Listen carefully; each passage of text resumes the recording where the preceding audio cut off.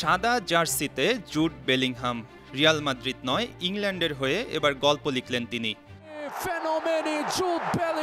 শেষ ১৬তে স্লোভাকিয়ার বিপক্ষে তখন ১-০ গোলে পিছিয়ে আছে ইংল্যান্ড। পেরিয়ে গেছে ৯০ মিনিট, যোগ করা ৬ মিনিট থেকেও ৪ মিনিট শেষ হয়ে যায়। হঠাৎ এক বাইসাইকেল কিকে খেলা পাল্টে দেন বেলিংহাম। হারলেই বিদায় নিতে হতো ইংল্যান্ডকে। ম্যাচের ২৫ মিনিটে ইভান শরাঞ্জের এক গোলে এগিয়ে যায় স্লোভাকিয়া। দ্বিতীয়ার্ধ শুরুর পর ফিল ফোডেনের একটি গোল অফসাইডের কারণে বাতিল হয়ে যায়। হতাশ হতে হয় ইংলিশদের।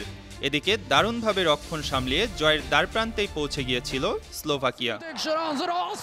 এর মধ্যে যোগ করা সময়ের ৫ম মিনিটে ডান দিক থেকে এক লম্বা থ্রো করলেন কাইল ওয়াকার।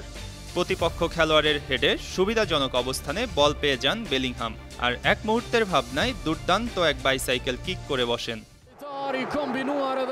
১-১ গোলের এমন পরিস্থিতিতে অতিরিক্ত মিনিটে খেলা গড়ায়, আর অতিরিক্ত মিনিট শুরু হওয়ার পরপরই ইভান টনির হেড থেকে বল পেয়ে যান হ্যারি কেইন আর সেই সুযোগ মিস করেননি। টনির মাথা থেকে নিজের মাথায় বল নিয়ে জালে জড়িয়ে দেন কোনো বিপদ ছাড়াই। এরপর আর ম্যাচে কোনো সুবিধা করতে পারেনি স্লোভাকিয়া। চেষ্টার কোনো কমতি ছিল না দলটির। তবে তখন এগিয়ে থাকা ইংলিশরা আর কোনো সুযোগ দেয়নি প্রতিপক্ষদের। সমর্থকদের প্রত্যাশা মিটিয়ে গ্যারেথ সাউথগেটের দল ২-১ গোলের জয় নিয়ে কোয়ার্টার ফাইনাল নিশ্চিত করে। আর ক্লান্তি ভরা দুঃখ নিয়ে কাছাকাছি গিয়েও বিদায় নিতে হয় দ্য ফ্যালকনস খ্যাত দল স্লোভাকিয়াকে। Sports desk, ৫২ TV.